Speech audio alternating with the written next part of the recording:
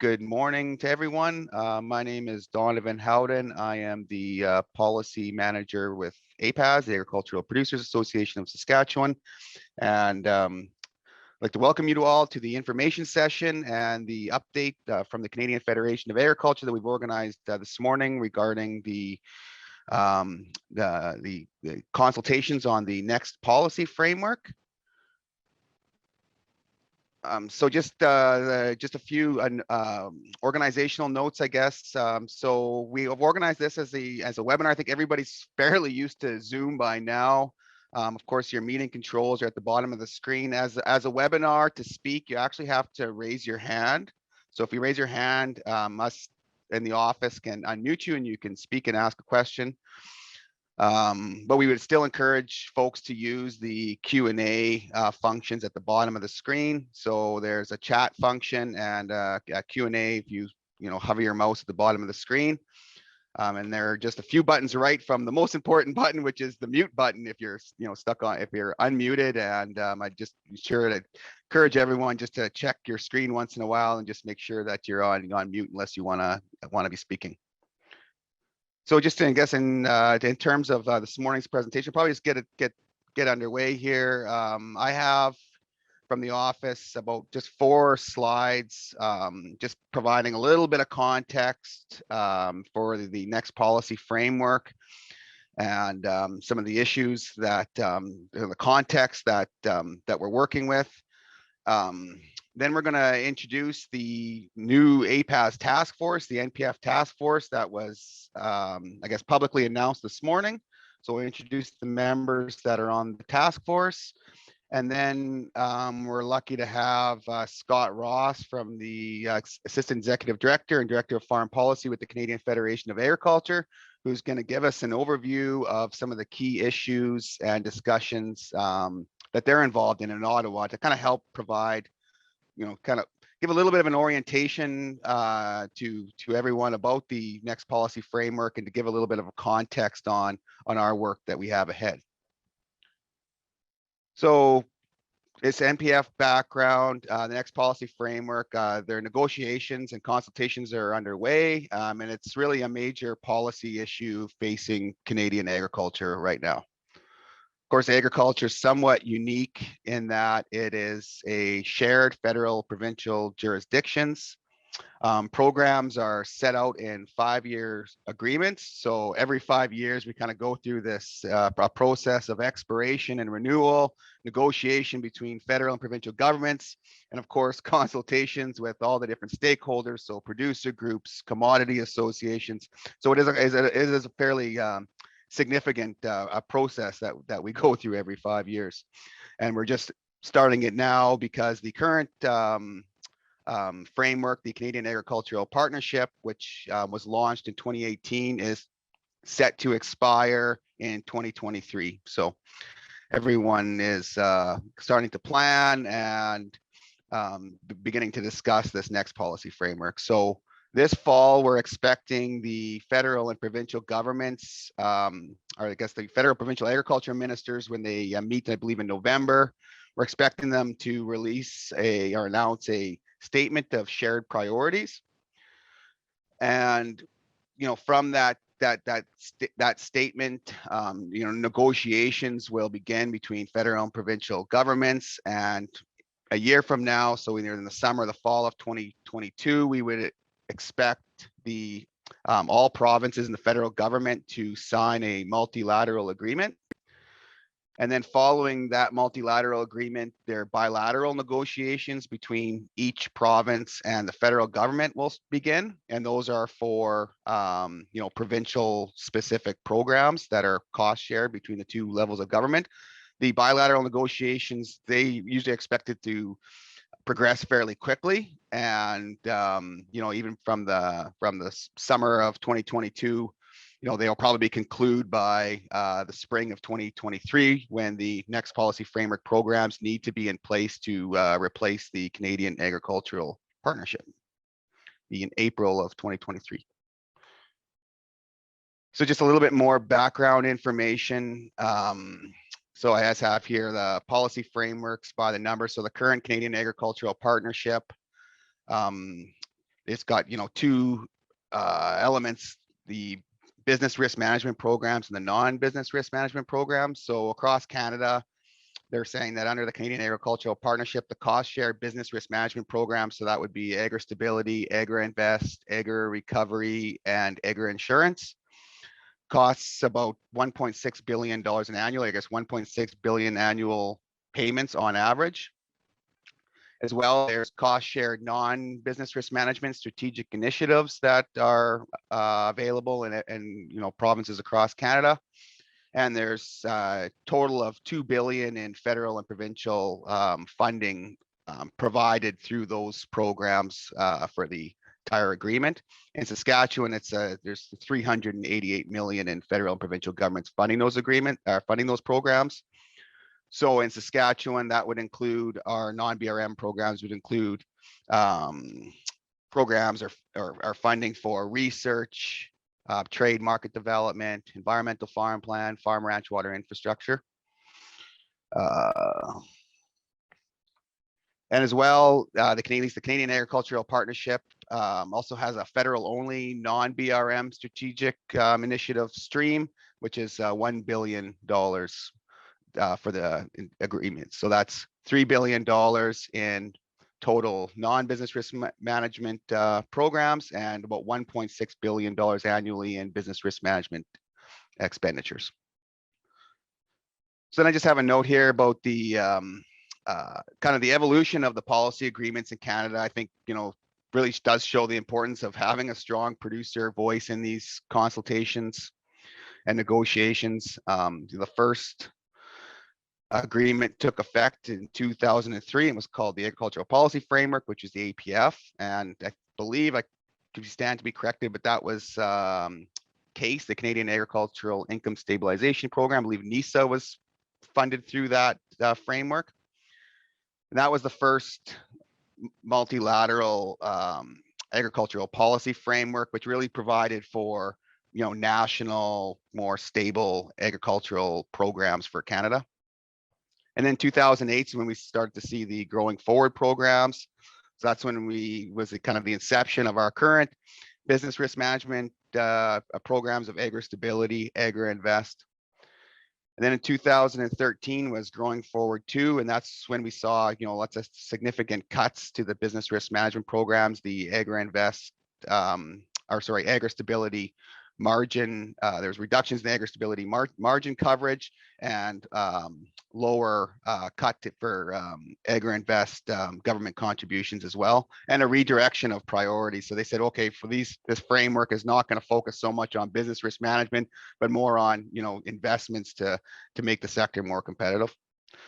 And then in 2018, they launched the Canadian Agricultural Partnership, and it was really a status quo agreement, very similar to Growing Forward 2. Especially on the business risk management side, there was some minor changes, but to AgriStability specifically, but those were funded through cuts or lower caps for AgriInvest. So that's really the entire agreement, or the consultations were really under the lens of cost neutrality, where if you're going to make changes, you have to reduce funding somewhere else.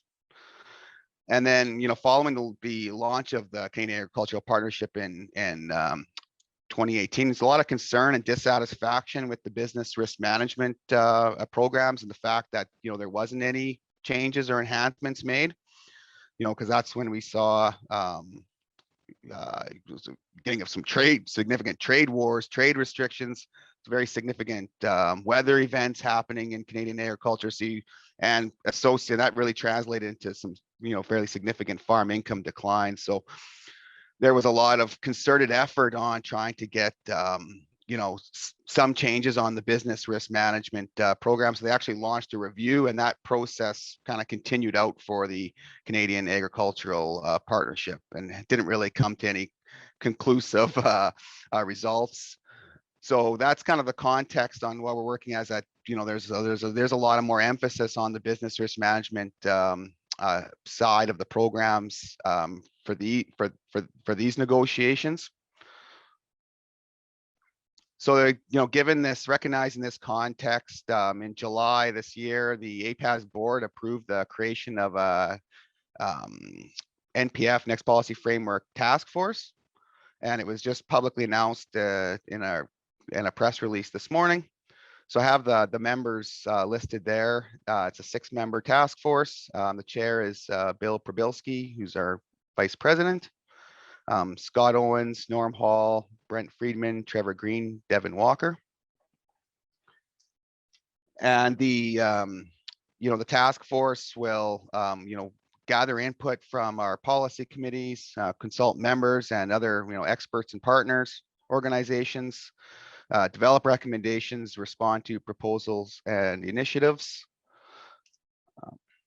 Just last week, actually, they just initiated their work plan. So they've begun their work. It's a little bit, we're saying it's a little bit different than the connectivity task force that wrapped up earlier this year. Just the fact that we are responding to an outside process. So we're going to have to make recommendations, respond to government proposals. When the governments release their shared or come up with their shared priorities this fall, we're also expecting provincial consultations to begin. So there's quite a bit of work ahead for the task force. And as well, we're going to be seeking a lot of input, from the APAS policy committees, because the scope of these frameworks just necessitates that we're going to have to split the work up. So we're going to be working closely with the policy committees to get to gather input and develop policies. Of course, here watch for updates. We're going to be constantly trying to keep everybody up to speed, and the process is going to move quite quickly here. There's a lot of work that needs to get done between now and 2023. So we'll be, sharing information throughout.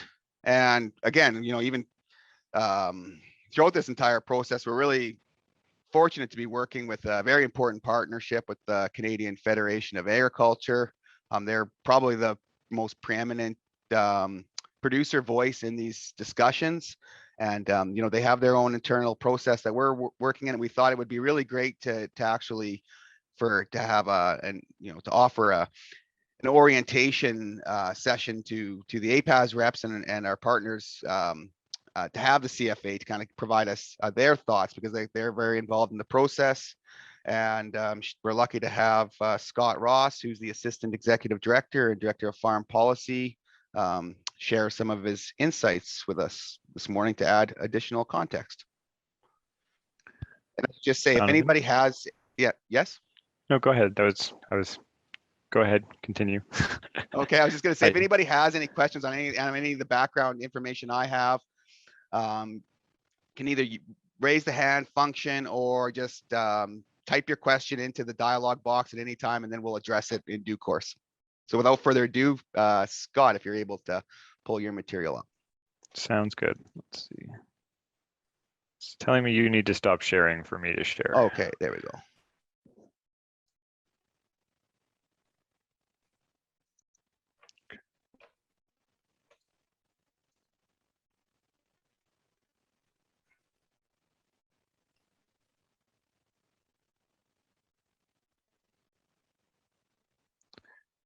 Okay, can you see, let me just pull it up into presentation view. Can you see that, Donovan?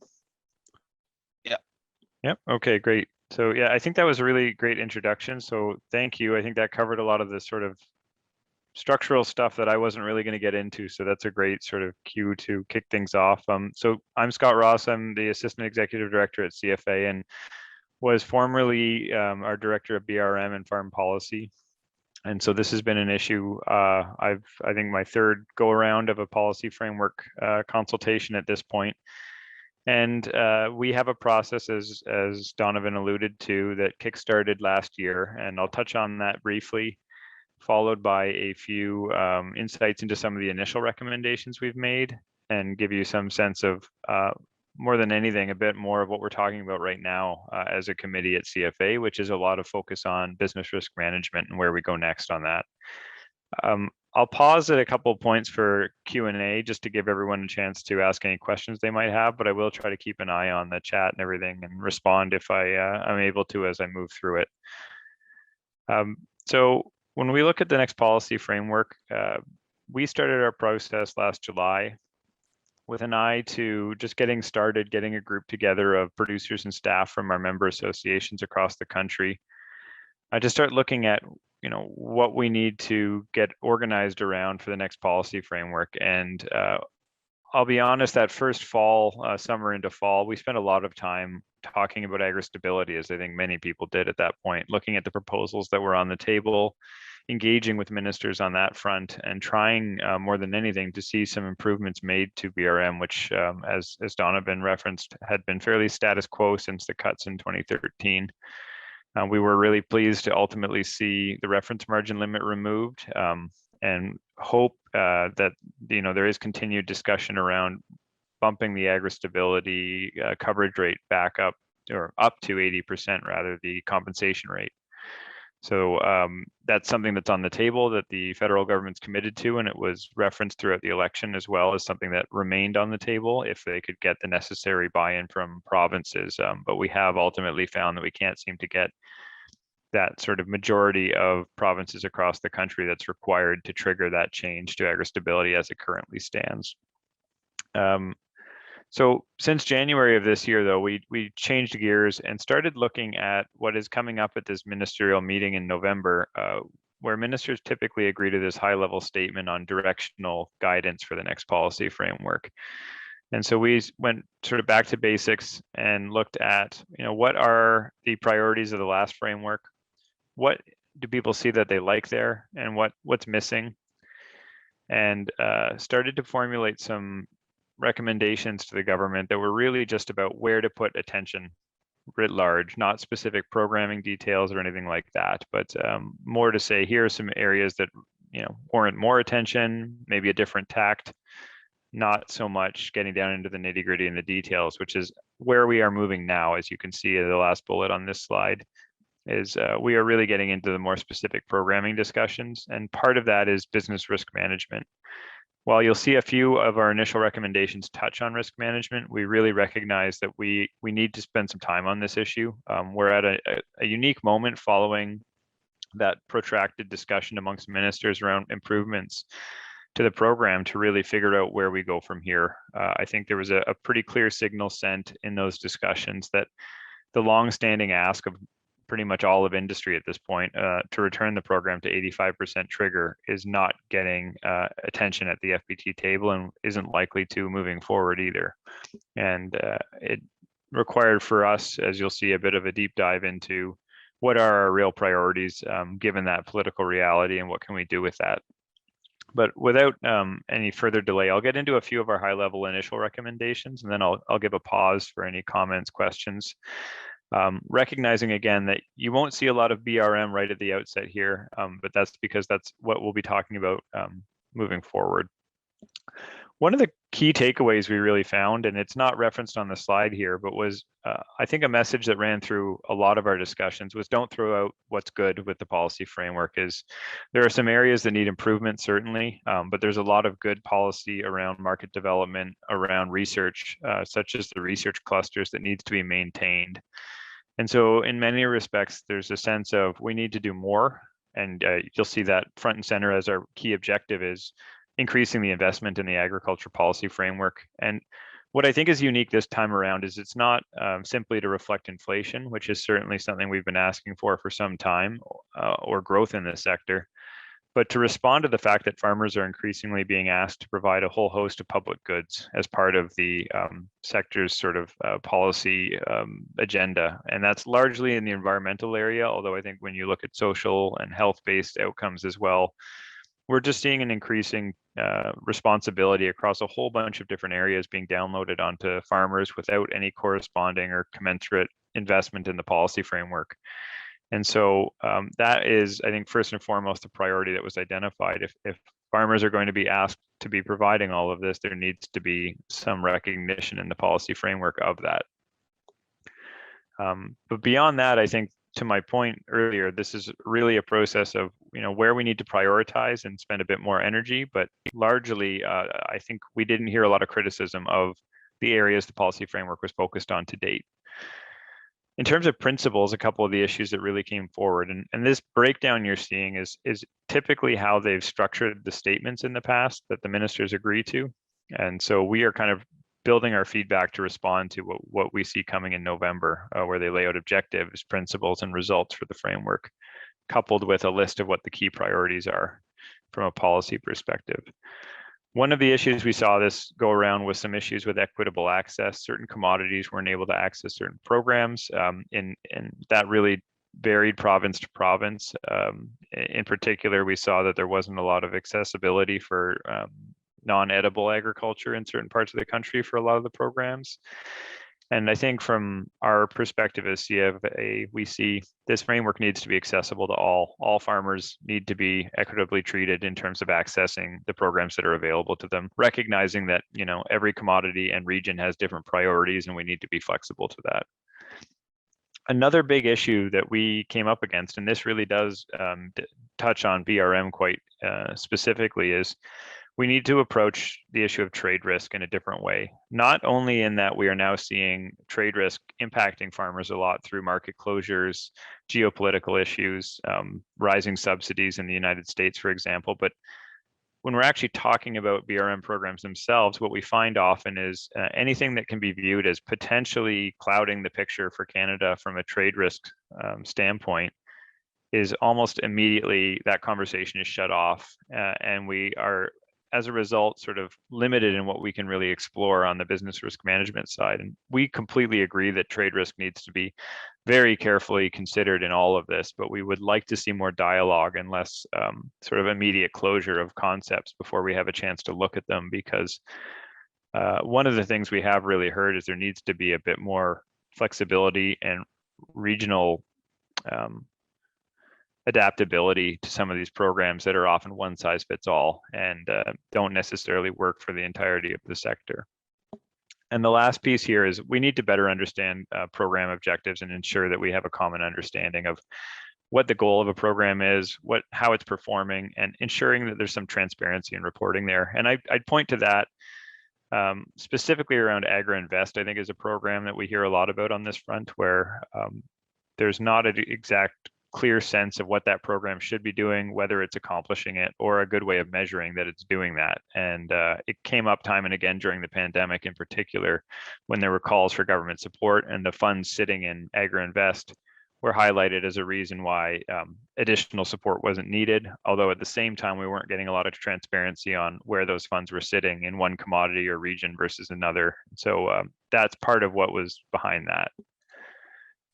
Then when we get into the actual policies themselves, what we really heard front and center from our membership was that we need to better tackle environmental goods and services, that the framework needs to address this issue head on.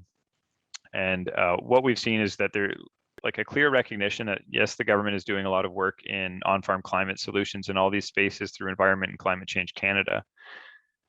Carbon offsets are another area that, you know, gets a lot of attention, but in many of these instances, we're finding the programs are complicated. The opportunities available to farmers are quite limited relative to what we had hoped. The programs are being structured in a way that isn't really built to be accessible to farmers. And what we need to see through the policy framework is a simple, direct program or suite of programs that allows farmers to access support for ecological goods and services. And since that initial recommendation, we've also put forward some concepts around a direct payment program that would be doing just that, based on provincial best management practices, giving farmers direct payments for the ecological goods and services they're providing on farm. And the other thing we think the policy framework should be working on is trying to make sure those other instruments I referenced, like carbon offsets, other things, are accessible for farmers, whether that's providing them support to make investments on farm to get to a place where they can access them, or simply about improving the interface, helping connect farmers to these programs in a more simplified fashion so that we can actually ensure our sector is taking advantage of the environmental policies the government is putting forward without spending what is a very scarce set of dollars in a policy framework entirely in that space. The other big one that I've referenced before is this geopolitical trade issue. We all saw a variety over the past number of years issues, China and canola being the big one, around, you know, impacts of geopolitical barriers to trade and what that means for farmers. And what we would like to see is a more concerted plan put together that really does look to address geopolitical barriers to trade in a more assertive fashion on an ongoing basis, respond to the rise we've seen in competitors' trade supports. So the US subsidy rates relative to Canada, there's a growing disparity there, and it is going to continue to introduce competitiveness challenges.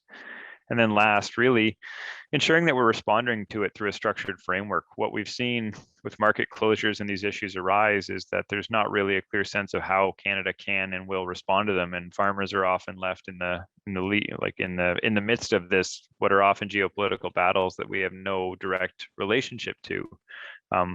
But at the same time, there are impacts at the farm level that are not being addressed.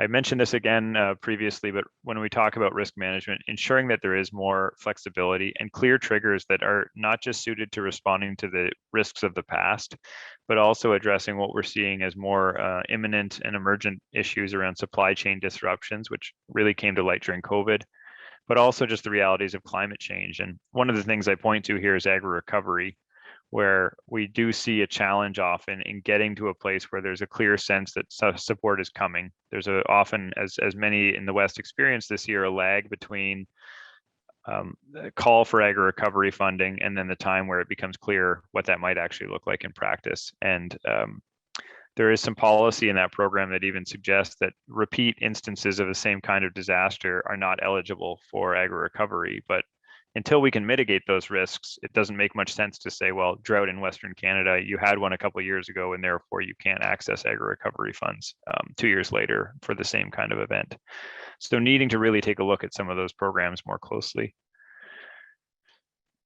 And then the other one, and this speaks really directly to lessons learned through COVID-19, was we need to really prioritize resilience in our supply chains, making sure we are addressing bottlenecks and vulnerabilities, that we're looking at the domestic marketplace as well as trade, and promoting our own products and domestically in Canada where it makes sense, and ensuring that when we did see the closure of all those restaurants as an example, that there is a way Canadians can invest in the Canadian food system through their food purchases. And we often see in the retail landscape that isn't exactly easy to do for Canadians. It's not made clear how they can buy Canadian products in many instances, and this is a bigger issue, but we've seen domestic promotion of Canadian food a real challenge through the policy framework to date.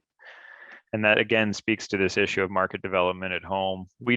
This is a prime example where we heard loud and clear trade is critical and we need to continue investing here.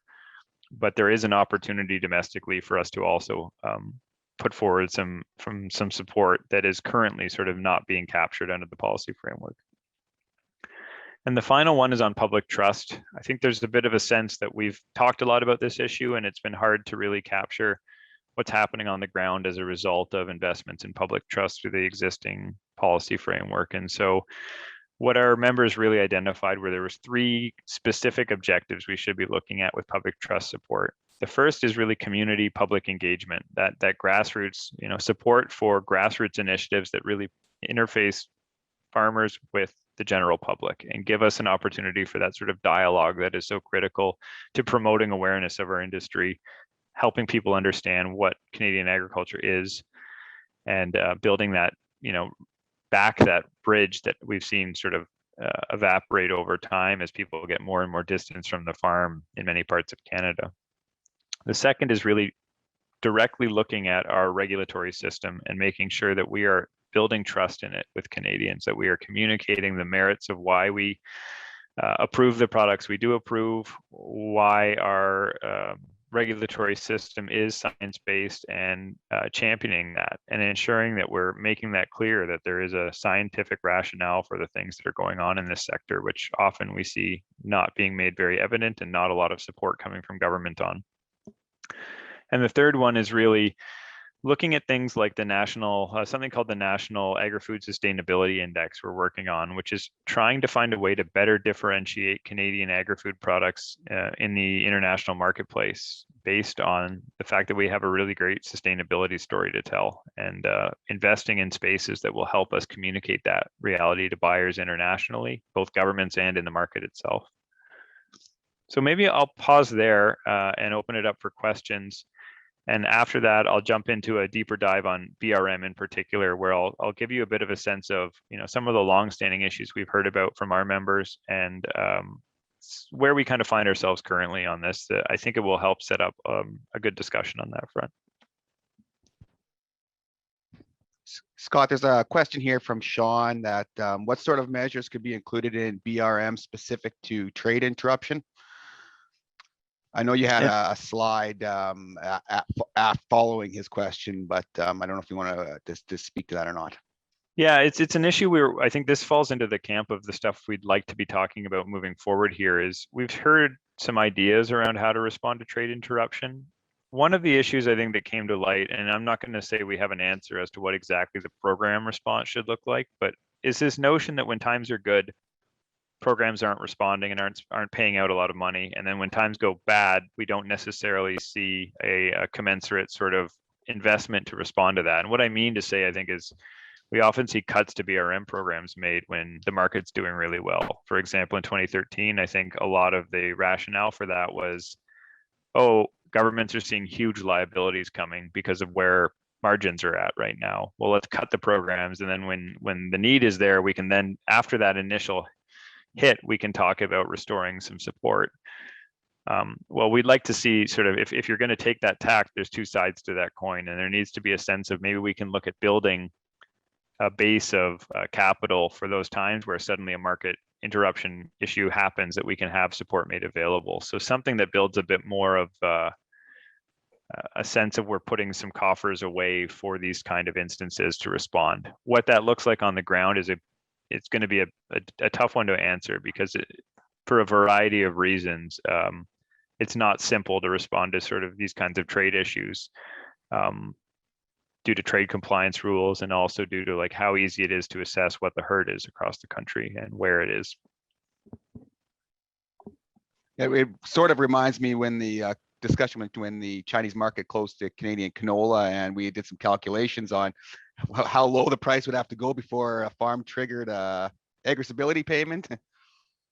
And the fact that, you know, the deficiencies with the program was kind of an afterthought, whereas that probably should have been more central. So. Yeah, and I think some of the issues we spent a lot of time trying to fix with that program were intentional cuts that were made. They really weren't an unintended consequence. I think the RML, the reference margin limit, had some unintended impacts, but a lot of the issues that have been raised and that we've been spending so much time on were, there was an explicit effort to kind of avoid what came as a result of the high margin levels that were there, and ensuring the program didn't really respond to what they saw as paying into profitability. And what we found in reality was that was a lot more complicated, I think, than what was done at the time. But I see a few other questions in the Q&A.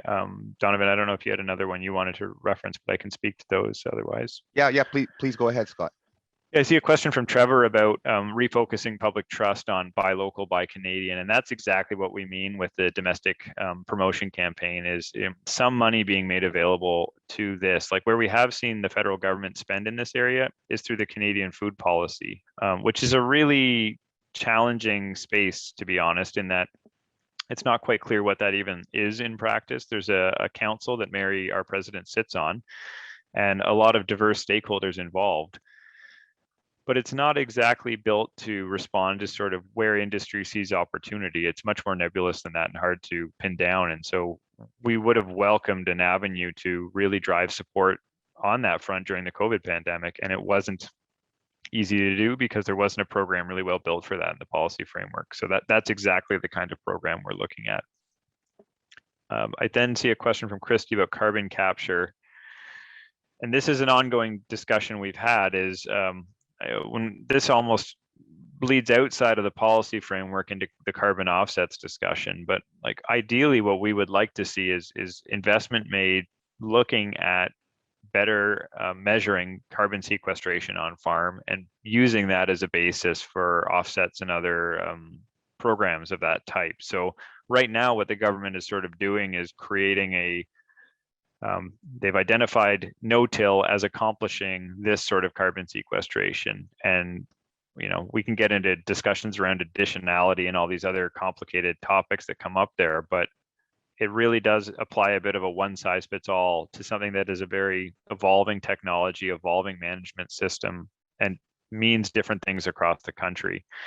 And so right now, one of the challenges we really face, I think, with carbon capture and emissions reductions in general is measurement is just not there. We're not seeing, for example, nitrogen emissions really being measured in a viable way that captures everything farmers are doing to address that. So I think what we would like to see is, in the long term, a drive towards leveraging the Internet of Things and some of the precision agricultural technologies that we see on the horizon. But for the time being, I think it's really going to be about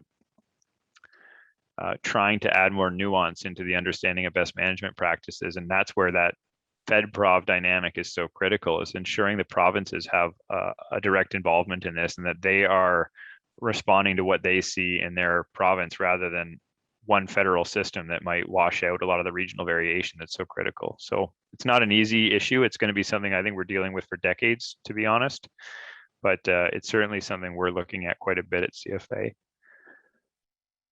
And the last question I see from Jean is about public engagement and awareness. Oh, there's one more from Grace as well. But when it comes to public engagement and awareness, I think what we heard was not so much that we need to see changes, but focus the money under public trust on grassroots engagement. Make sure it's in the hands of farm groups, other associations that are right at the grassroots level and holding community engagement events, not something that is a big promotional campaign that happens at 50,000 feet. Yes, there's a buy local, buy Canadian campaign that would make sense in the retail space, but spend those dollars rather than necessarily having high level conversations at a national level. Drive that grassroots engagement, put people in front of, put farmers in front of people, have open farm days, really drive that kind of grassroots transparency and engagement, because we heard time and again that that was viewed as the most impactful public trust activity you could do. And Grace's question was about how much of the BRM funds are spent on AgriInvest, and it's roughly between $200 and $300 million a year, similar to what AgriStability cost prior to the reference margin limit being increased or restored or removed rather. When we look at BRM expenditures, the lion's share of it is in crop insurance.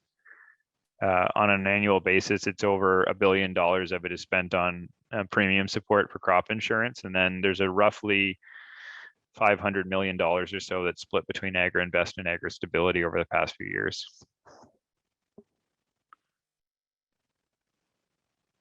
Not seeing any other questions. I'll jump into BRM unless anyone else has something they'd like to raise. Okay.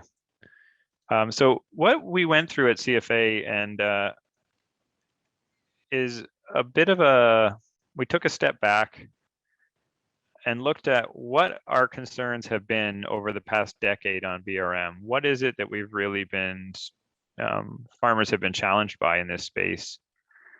And what has the response been, or what has the sort of policy recommendation that's come forward as a result looked like? And we've actually had a lot of conversations at the same time with financial advisors like MNP and others to assess, this is what we're hearing from farmers.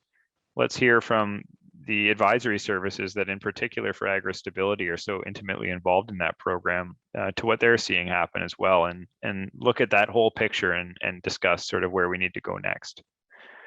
So when we looked at some of the concerns with BRM, we actually had a staff person who doesn't work on business risk management at all look through our policy work over the last 10 years and sort of from an outside perspective, look at the themes they saw showing up in this and what was coming up over and over again. And we boiled it down to 8 kind of key areas. So I'll jump right into these and give you a bit of a sense of where we stand currently on this. And then come at the end of this to a bit of a summary looking at, what does this actually mean in practice when we talk about where we need to go next? And more than anything, I think this is to stimulate discussion and raise some questions. It's not going to provide answers because we're in the midst of working through these issues as we speak at CFA. So participation has really gained a lot of attention recently. And I think that really speaks to the fact that what we've seen since AgriStability was first designed in 2007 is participation has continually declined in that program. And the cuts in 2013 that reduced the trigger to 70% and introduced that reference margin limit just sped up the rate of that decline. Sort of, if anything, if you look at a chart, it's a steady line downwards with a blip at 2013 where it drops a little more significantly. Right now, where we stand is about 70% of Canadian farmers are not in agri-stability. One of the challenges, though, in looking at this is that it's also coincided with a time period where we've seen record farm incomes time and again through these years. And that's certainly not common to everyone in the industry, and we recognize that. And that's a bit of the challenge here, is how do you suss out where the need is and whether that's really driving some of the participation declines is the lack of support, or is it just that people are doing reasonably well and don't see a need to invest in a program that they don't think is going to pay them anytime soon. And I think part of this also just boils down to this question about agri-stability. The name itself is almost a problem at this point because it isn't a stabilizing program anymore. It's a margin insurance program that's wrapped up in a very sort of income stabilization veneer. But at this point, really what this program is a disaster program. And it's a disaster program focused on ensuring farmers can make it through really rough periods that aren't necessarily a systemic disaster that might trigger AgriRecovery, for example. And yes, there were changes made this spring, but we haven't had time to really see what that's going to mean for participation. And to be honest, there's a really challenging dynamic, even when we get those numbers this year, is farmers were given more time to apply to agri-stability. And that makes a comparison to previous years really challenging, especially with the weather we saw this year, and that people had more time to look at what was happening this year in season and make decisions based on that. Whereas normally you're not given that time all the way up to almost July to apply. So it's going to be very hard to suss out whether those changes are making a difference or not. I would say our initial read on it is we're not hearing a change in tune or a sense that there's restored confidence in the program. But I would note that that removal of the reference margin limit is a major change to the program and a very positive one. One of the other issues I've seen come up here is predictability and bankability. I did see a question from Norm there. I'll just respond as we kind of go through this, but the livestock sector are the largest participants in some respects. The hog sector in particular are very well engaged in agri-stability. They participate at a very high rate. And that speaks to a couple things. One being they don't have access to crop insurance. So this agri-stability is the risk management program that is available for the livestock sector. But at the same time as seeing that really high level of engagement, by and large, when you look across the actual payments coming out of agri-stability, they roughly map to the commodities represented underneath them. So there's not a really big disparity in who's receiving funding through agri-stability relative to the kind of size of one commodity versus another across the country. So that's sort of a brief answer to that question, but there is some more on that front we'll talk about around livestock. I flagged another issue here is around, we hear this all the time about predictability and bankability. And what we're hearing is, more than anything, the complexity of the program means farmers can't understand what's available to them depending on a situation playing out over the year, and neither can financial institutions. And as a result, it's very hard to sort of bank or rely on agri-stability being there when you need it. We've also heard a lot of attention on interim payments recently, with a lot of different provinces adopting higher rates that you could apply for, up to 75% in those advanced agri-stability payments. But we also hear time and again from farmers that they're worried about getting too much or overpaid at that time, spending the money, and then years later being asked to pay it back. And that can create some really challenging situations, particularly for farmers that are retiring and not bringing in new income. We've seen some really messy situations there. Saying that, we've also seen really effective use of that by some sectors as well, especially during COVID. There was a really active interim payment scene where a lot of farmers got money. Thankfully, a lot of them were a little cautious with spending it because, as we all saw, the sort of worst case scenario that was laid out right at the beginning didn't necessarily come to bear. And so some of those payments were significantly higher than what was really expected of them. And so they had to pay some of that back.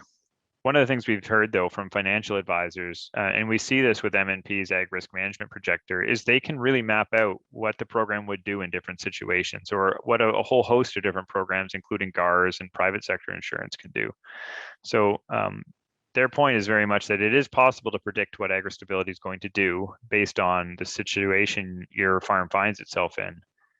But that comes with a cost, and it comes with advisory services being required. It's not something that is sort of intuitive by any means. So it is a concern, and it's something I think we've heard, we hear more often than almost any other issue with respect to AgriStability. Complexity, it sounds like the same issue, but this is just more nuts and bolts of how the program works. I mean, like I just said, it costs farmers advisory fees to be in the program now. It's almost a cost of doing business in AgriStability, especially if you're a mixed operation or complex operation of any kind. There's almost a need to bring somebody on to make sure you're filling out forms properly. Because what we have heard is for those producers that do it themselves, they're often leaving support on the table by not accurately representing all their expenses or breaking them out across invoices properly. And there's all these technical details in the program that if you don't know how to sort of structure your invoices or request them to have the necessary details, you might be missing out on some support, and your margin might be a little off as a result. What we've also heard though is, financial advisors and governments cite the benefits of the fact that AgriStability really does drive accrual accounting of one kind or another, and that the information required for these programs is good information to have in the first place, and that we should be supporting efforts to get everyone up to a place where they're doing that kind of accounting on an ongoing basis and maintaining inventories accordingly. So just painting a bit of a picture of the two sides of some of these discussions, because these are these issues that still, I think, are very germane to what governments are going to be looking at moving into this next policy framework. Then the big one, and I think as we wove through all of our recommendations over the past number of years, the level of support in the programs obviously is a critical focus of farmers. The cuts in 2013, I won't go through them in detail, but we did see at the same time cuts to AgriStability and AgriInvest. And that really, in many respects, undermined the idea that was there at the time that AgriInvest filled that top 15% before AgriStability kicked in. We saw sort of both cut back at the same time, and a very visible shift away from income stabilization to disaster programming in VRM. And this was sort of done at a time without a lot of consultation on that shift. It was done and then reported out after the agreement was made that, yes, AgriStability is now a disaster program. This is what it is. And I think this has been a focal point of everyone on these programs for quite some time, is there's a concern that there's not adequate support that makes the program available when you actually do need it. We saw the changes this past year, and there's still this lingering proposal to increase the compensation rate back to 80%. But at the same time, now we're seeing this growing concern around competitiveness and the fact that we are seeing a huge differential of support between Canadian and US producers that in many people's eyes is likely to just continue increasing over time. There's some academics in the States that would suggest that the US is playing a game of trying to essentially out-subsidize others in the marketplace and get a foothold and maintain that moving forward. And the governments in Canada will be the first to admit they cannot compete with the US Treasury on this. And because we are so trade dependent, there's some trade compliance reasons we can't either in terms of WTO rules. Beginning farmers are another area that comes up time and again. Suggestions that the fees for the programs like AgriStability and the complexity are major barriers to entry for new farmers. AgriInvest, while a great program for those that have capital available to put into it, or at least, it is what it is. It gives you that $10,000 of matched contributions if you're able to do so. For young farmers is often not something that they're able to take advantage of as they don't have the capital sitting around to put away. Saying that, it's a program that everyone should be using, and we would like to see and have recommended for some time a bit of a kickstart put into young farmers' accounts for AgriInvest or something to that effect, that it helps them build that egg that is there for when they need it as that shallow loss program. And then we hear this time and again too, is this concern around access to capital. and it's something that's been a longstanding issue. The advanced payments program is not part of the policy framework, but we bring it up in this conversation anyway, because it is so intimately related to the BRM discussion. And again, some conversations around, can we increase the interest-free portion of APP for beginning farmers was the recommendation we brought into the last policy framework. Scalability is another issue that really came up this last time around, and this is speaking to the fact that larger operations face payment caps and AgriStability, contribution limits annually on AgriInvest, and what as a result occurs is that the larger farms sort of grow themselves out of these programs to an extent that they will not be able to respond sufficiently if a significant disaster were to happen. This came up a lot again during COVID, and speaks to, large greenhouse operations, feedlots, a number of different commodities highlighted that they're concerned that AgriStability caps are going to prevent the program from really responding to their need. But at the same time, all of this has happened. We've seen farms across the country getting larger, more complex, supporting multiple families, and not a lot of adjustment to account for that. So it's certainly an issue that we see increasing in prominence over time. And then this speaks to a bit of what Norm raised in his question around livestock. Is there's a long-standing concern here around inequity, in that livestock sectors point to the fact that they do not have access to subsidized production insurance, and a concern that given that AgriStability is one size fits all, that this leads to a situation where Canada's livestock sectors and some of those in more diverse horticultural operations are not really getting equitable support, and that there should be an investment made into increasing availability of production insurance, or some sort of measure in that space. And I point to, the last item is that there is price insurance available, but the support that has been made available is just to cover administrative costs. The premiums are fully market-based premiums, and what we've seen is, depending on the time of year, those premiums and what's going on in this sector have been prohibitively expensive at times. The hog sector has pretty much never used it. I think there's been one contract in the hog sector because it's just not cost effective. But we are seeing a lot of uptake in the cattle sector generally at this point. But just to point to, again, there's not actually premium subsidized insurance available there. And the final one is performance measurement. And this again speaks to what I talked about a little bit around AgriInvest. We just don't see a lot of reporting and transparency around whether these programs are doing what they should be. And I think that begins with a concern that there's not necessarily agreement on what the programs actually should be accomplishing. Most of the performance measures that are built are focused more on producer confidence in the programs, participation, things like that, rather than what are they really doing on the ground in terms of risk management.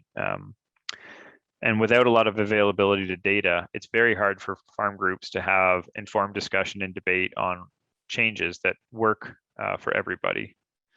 We also see federally, this is more of an issue, but the sharing from provinces to the federal government takes time. And so data sharing can be quite slow on some of these programs. There's a long tail before you get to see what happened in a given year. And we've seen with AgriStability or AgriInvest, for example, we weren't able to get a lot of good information on that program at a time where it was being thrown around as a reason not to provide support to the sector. And that raises a whole host of concerns. More recently, I think there's been a few other issues, and these are sort of I won't call it miscellaneous, but other issues that we saw peppered throughout. Competitiveness, like I referenced, growing in terms of concern. There's a sense that the rising cost of production we've seen in the sector tied to some of those environmental expectations, buyer expectations, is not really reflected in the support available to farmers, whether that's in BRM or otherwise. This lack of clarity around AgriInvest I already talked to. A sense that diversified farms are punished under AgriStability because they're far less likely to be able to trigger a payment. Saying that we've talked about this at length with governments, and they view your choice to be diversified as self-insuring, and therefore they don't think there should be a response to that needed because they view farms that are well diversified as inherently protecting themselves there. And then risks not adequately being addressed by the BRM suite. So this sense of natural disasters that are growing irregularity and more extreme, labor disruptions, what we saw with public health measures for anyone that's hiring a lot of people or has temporary foreign workers, the cost that came there.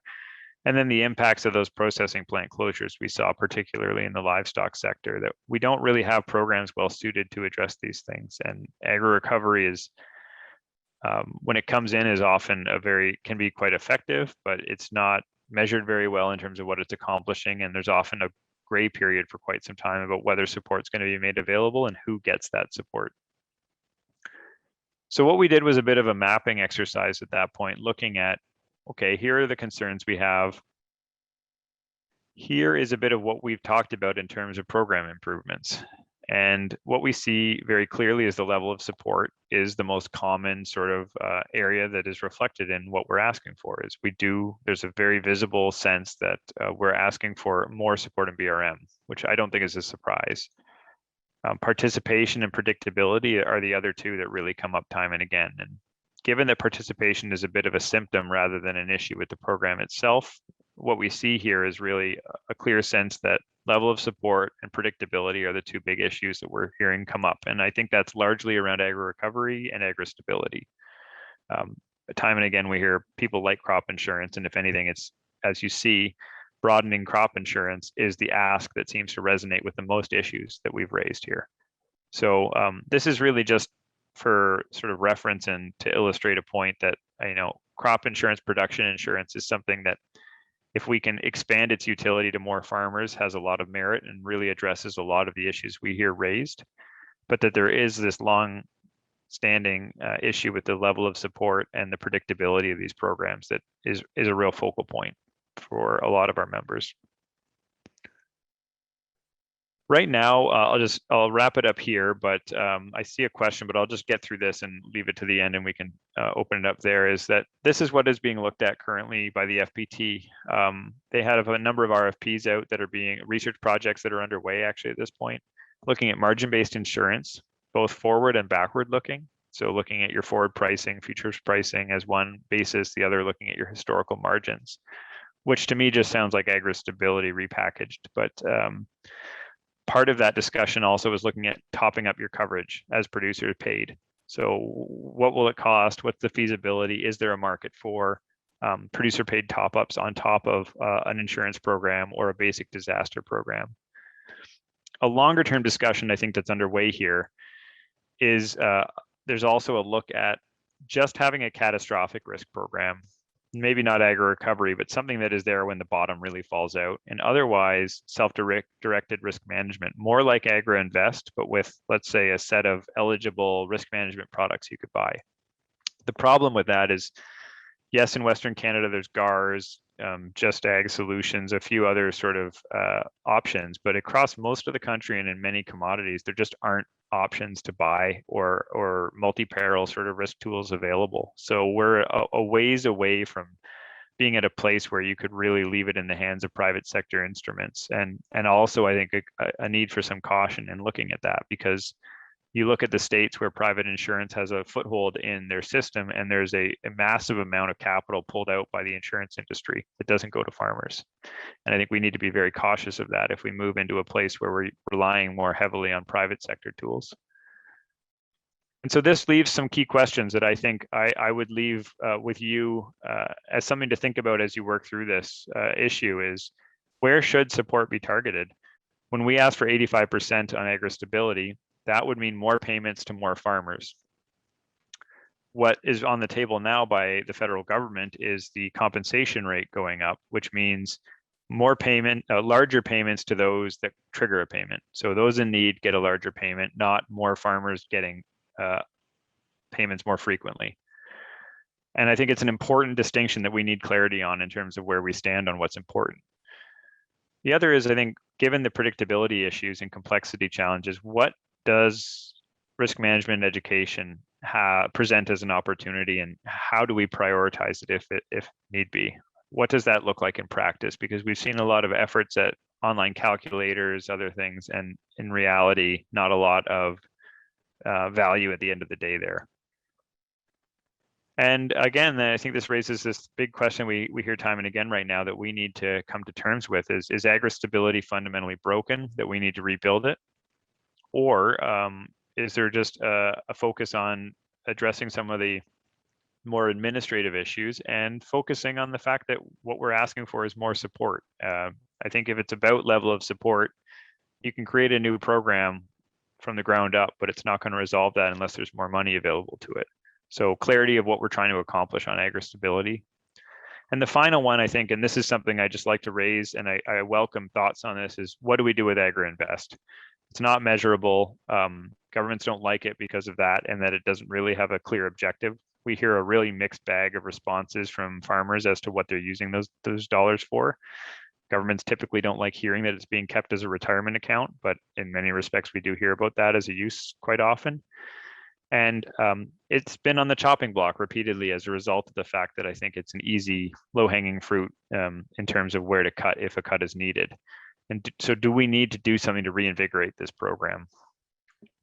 So I'll pause there, and I see one question in the Q&A, but maybe we can just open it up for conversation. So the question I have is from Norm again. Doesn't look more of a comment than a question, I think, but yeah, and it's an important point that Norm raised, is the cuts in 2013 were framed as reinvesting those dollars out of BRM and into strategic initiatives. And it's a good point, and it is what sort of took place at that time. But to your point, Norm, it's very hard to assess what that means in practice for farmers. Do they benefit to the same extent? And yes, some of it goes to processing.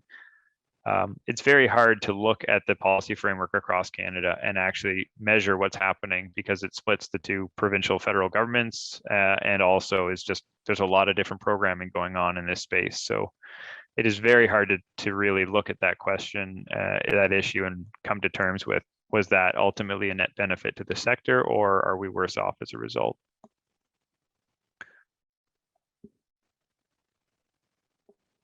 Are there any other questions? I see, Norm, you've said something else as well here. I'll read that in the interim, but I want to open it up if anyone wanted to chime in.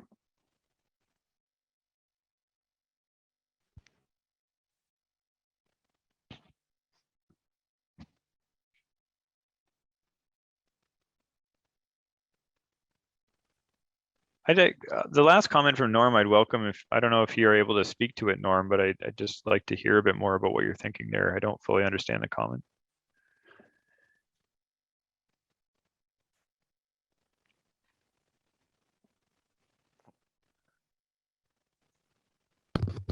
Can you hear me? Yes. Okay. Go ahead, Norm. With the drought that's happening in Saskatchewan now, that the government comes out and says, "Oh well, we'll allow income deferral, so you can sell off some of your herd and not pay tax on it, and then be able to buy it back, when times are better."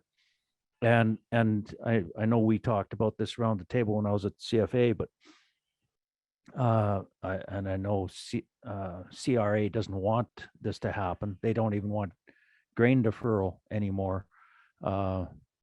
But we were able to convince them of that one. But anyway, with the livestock sector, it's a non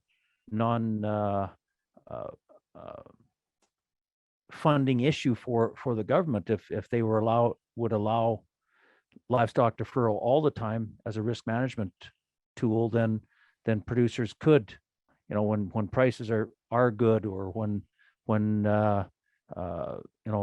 grass is good and they can do better with their livestock, allow the income deferral so that they can start funds and not be paying taxes when times are good. But I was just wondering, is that part of an ask Right. continuing on now as the APP program is with this? Neither one are covered by the CAP program, but are we continuing to ask for that? So it's a complicated one, and I think that this year's drought really brought it to a head in that I can tell you, you talk to the Cattlemen's Association, and they would say the fact that the income deferral was put forward so aggressively as a solution to them is a bit problematic, in that they would like a solution that isn't divestiture of the herd and getting rid of breeding stock, for example. So it's not something we've prioritized, but at the same time, like we are in the midst of a process of engaging with all the other national farm groups around the table to hear what they all are bringing to this policy framework and trying to see where we can have common priorities. What you're talking about is a long-standing discussion in the sector. Like there used to be income averaging was often discussed a lot in the tax code generally for farming and was removed years ago. And this is well before my time, so I'm probably a little off base in exactly how I characterize it, but I can tell you there's no appetite on the part of central agencies to allow farmers, livestock farmers or otherwise, on an ongoing basis to sort of average their income out across years like that. So I think we could ask for it, but I think it would be unlikely to take place. I do see a comment from Bill about accessing more funds for future NPF programs. Yeah, I think, like I said at the outset on the objective, I hear more often than not from everybody, and I think this is increasingly a common ask, is we need more money brought into the framework. There's too much being asked of our sector these days that we're increasingly using a smaller and smaller amount of the pie on each piece of the programming puzzle. And there are some landmark milestone issues facing our sector around the environment, for example, right now that need an injection of new capital. And I think what we've seen federally is that the government says, we are giving you more money. It's just not in the policy framework. It's through on-farm climate solutions, through Environment and Climate Change Canada, for example. But when you talk to farmers, what we often hear is the programs they're rolling out aren't really resonating or accessible to a lot of farmers. So it's going to be a focus of ours for sure. Scott, he might also be referring to the observation that there's maybe more industry interests in these policy frameworks and funding opportunities outside of primary agriculture, like from processes, etc. Yeah, thanks. That helps. And so we did make a comment to the policy framework, like in our submission, that said value added is a huge issue for our sector, but this is an area where we think there are other instruments out there, whether it's the Strategic Innovation Fund, these other supercluster initiatives that should be dedicating their resources to food processing and the big transformative capital investments that need to happen there. It's just too big an amount of money needed for the policy framework to respond. And that where we see value added focus needed in the policy framework is at the farm level. Let's drive support to on-farm value added and use other government instruments to really do the big picture, large scale capital modernization, for example, of food processing. So it's something where we heard this the last framework as well. There's a lot of grievance of the fact that we have BRM programs and other sectors don't, and a desire to get in on that. I've seen the food processing sector asking for BRM programs effectively.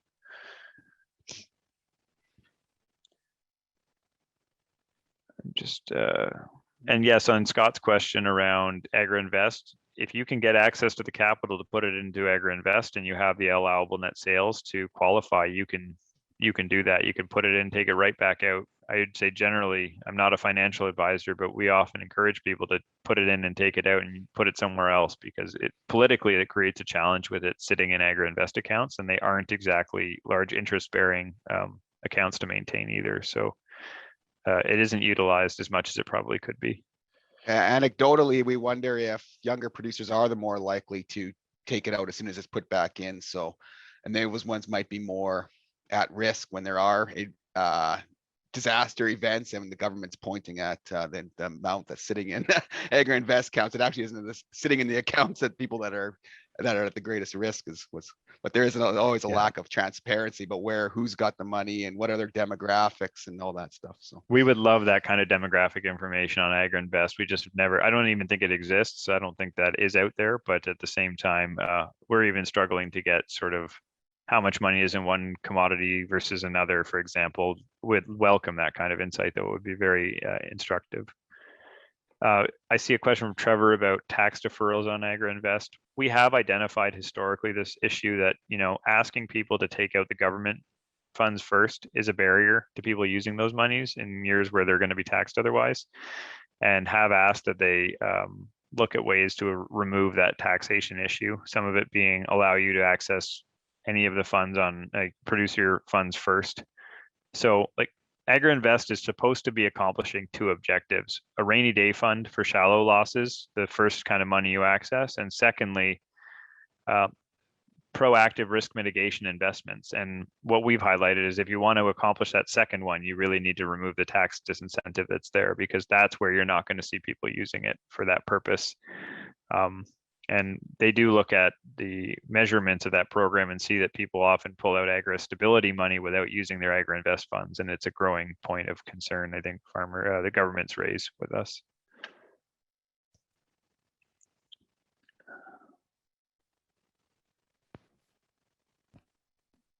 And that is the question Scott asked at the end there about margins in the cattle sector that's a very good question. Governments historically do not want to do what you're suggesting, or not suggesting what you're asking about, is throwing good money at bad, where if they see the way the programs are currently built, if an industry is in decline on an ongoing basis, support levels just dissipate. Agri-stability wears away very quickly.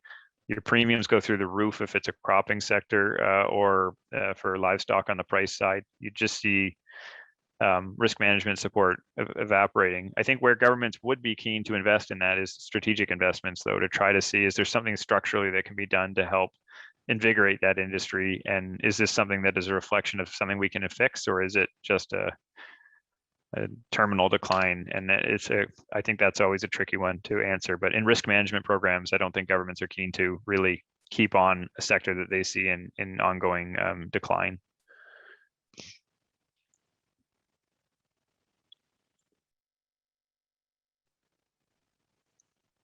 Not seeing any other questions right away here. Oh, I do see from Lynn a question in the chat.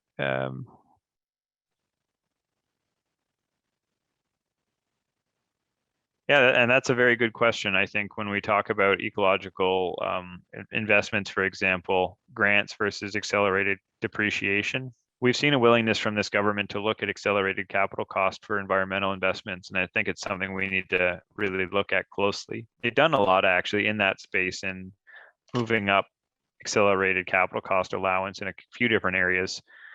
I think one of the challenges farming often has in this space is identifying what should be qualifying for those, and making sure that, often it's not equipment per se, it's practices and processes as well. And it's not easy to lump something into a category that applies for accelerated capital cost allowance under an environmental lens. But that's certainly something we're looking at as well, I think, as on an ongoing basis, is what's the best way to do that support.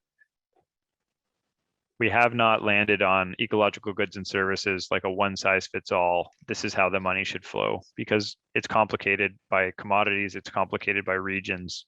Things like the US Conservation Stewardship Program are interesting for crop production. But if you're a greenhouse, how much land you're setting aside for conservation doesn't make a whole lot of sense. So we need to find a toolbox approach, I think, when it comes to that kind of a system that would work for everybody.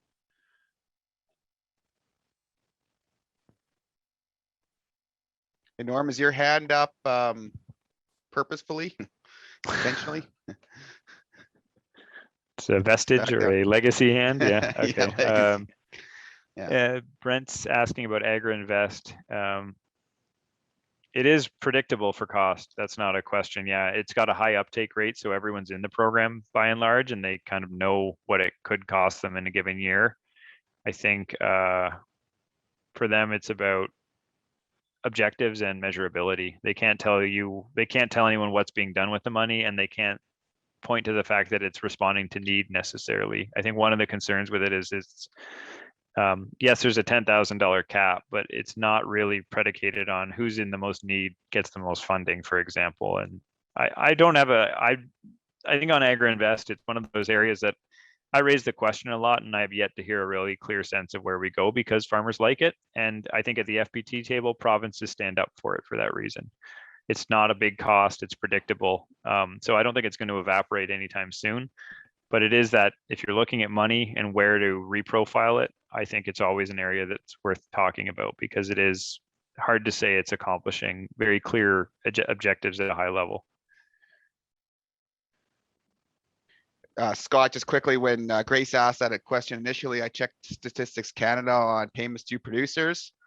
And between AgriInvest, AgriStability, and AgriInsurance, AgriInvest made up about 10% of the total 2.4 billion. AgriStability was 18% at 452 million, and crop insurance was the balance at 1.7 billion. So 10%, it's a smaller share than it's continuing to decrease its footprint in terms of the business risk management expenditures.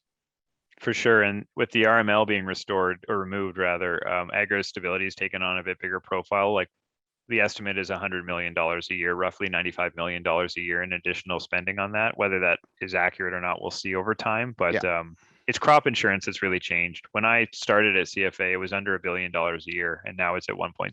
So that's where we do hear from some pockets of the industry and provinces that are really trying to look at, if we want to fix this programming suite in a way that will respond to what we hear concerns raised, you have to look at crop insurance. And on the flip side, we hear from everyone that has access to it and uses it, don't touch it. It's a good thing. Why throw the good out with the bad?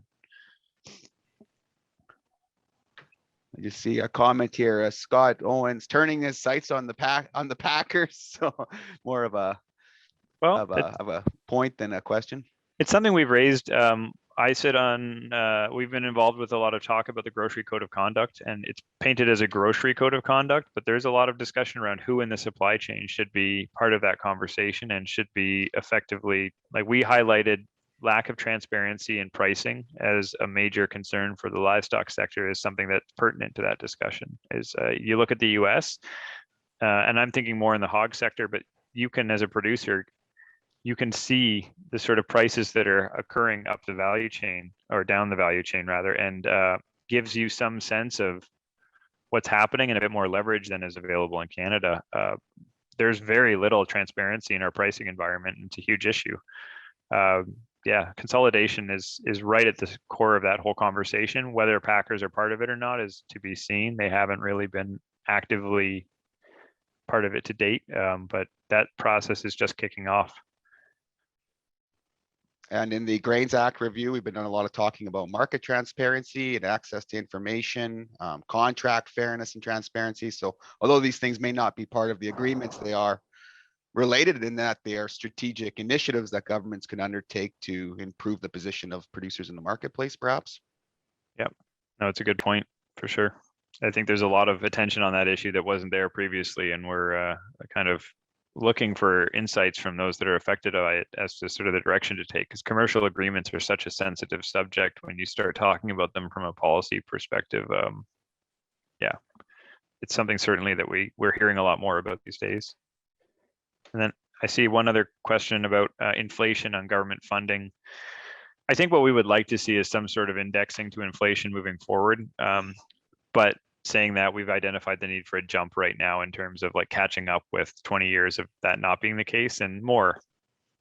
I don't think inflation has resonated with governments personally. I think they are not responding to that argument and haven't for some time. But where we're trying to drive attention is farmers are climate solutions providers. There's a potential in Canada for agriculture to be a big part of Canada accomplishing its progress on sustainable development goals. Give us the tools to do that, and that requires investments that are actually accessible to farmers and available to them, and the APF is the right way to do that, because you have the provincial governments involved, the networks in place to actually get money to farmers in a way that helps, whereas we continually see a lot of issues on the Environment and Climate Change Canada side. So yeah, it's something we talk about a lot, and then we're hearing it from other, I would say in the past, CFA and general farm organizations have been a little more vocal on that need for investment piece, and not so much from the commodity groups. I'm seeing it in all the commodity group messaging now as well, is everybody is talking about the fact that it's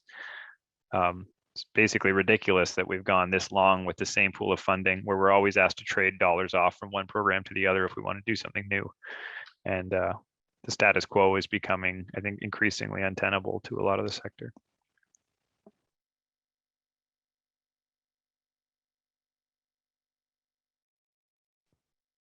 Yeah, I'm not seeing a lot more questions pop up on my screen, Scott. No, I appreciate all the questions. Like, I think we are really looking for, as you can tell on BRM, this is a bit of a moment of not soul searching, but I think industry is being asked where to go next on this, and I have yet to see a lot of really clear ideas on what the path forward looks like. I think we recognize that we need to come with some new ideas, but at the same time, we need to understand why we're asking for what we're asking for in a way that I think requires a bit of that self-assessment. So I'm excited to hear you guys have a task force coming together, and I look forward to kind of seeing what comes from that conversation. And I know APAS has been very involved in our APF committee, so that connectivity is there. So I kind of look forward to hearing more. Yeah, you've done a really good job on framing these discussion questions and some really good analysis here. And it's certainly a good package of information, and maybe us provincial farm organizations can also help play a role on even providing some concrete examples on how some of these issues play out and influence decision making, and maybe that'll help get the message across clear to governments. Yeah, and I would just say the provinces are, I think, if you want ideas to resonate and come up through the framework, getting it through the provincial governments and getting them buying in is the most critical path to doing that. I think it's a lot harder to get the federal government's head turned on something than it is to really get some leadership at the provincial ministerial level. And a lot of the ministers have, I won't say like alliances with others, but they work together quite concertedly around that table when there's an issue that's important to them. And so I think the more that can be done at the provincial level, the better. I think it's often the most impactful route for advocacy in these discussions. Yeah, and the use of examples and survey data and stuff does carry a lot of weight with the provinces, and that's kind of how we're set up and used to. So yeah. Perfect. I'll stop sharing unless there's anything. I think you've all seen these questions long enough. So thank you for giving me the time, though. I appreciate it. This was a really good discussion. Oh, we really appreciate your cooperation, Scott, and giving us a lot to think about. And I'm sure we'll be checking in as the process continues to unfold in haste, and be looking forward to the meeting in November, the FPT meeting. And does the CFA, you guys usually hold a board meeting concurrently with the FPT? Is that happening in person again, or what's the plan for that? Perhaps I should know that, but I don't. No, it's this year is a bit of an anomaly, as you can imagine. It's a bit of a mixed bag. So the date is moved. It was supposed to be in early September. The federal election bumped it back to what we're hearing is November 8th to 10th is the FPT. It's looking like at this point in Guelph in Ontario. But it's not going to be the same kind of large industry engagement that you see in the past. I think what we're holding our board meetings a couple weeks before, and we're also like virtually still at this point in time, we are not having face-to-face boards, and we're not even quite sure what our engagement with the ministers will look like. We're not going to be in a position to do 150 people in a room for a roundtable like we normally do. I think what we're expecting is a small group of our executive to be heading to the ministers' meeting and presenting to them directly, or possibly virtually, depending on what the world looks like at that time. So this year's a bit of a strange one. We're hoping by next year we can get back to that routine of everything coming together at one place, because the face-to-face engagement is really important on this stuff. Okay. Yeah, no, thank you, Scott. Look forward to being involved, and we'll be watching closely. Sounds good. I'll be watching your task force as well. I look forward to hearing what you guys have to say. So thanks again.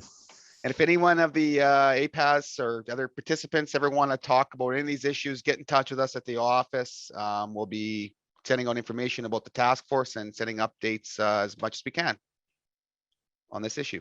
Thank you.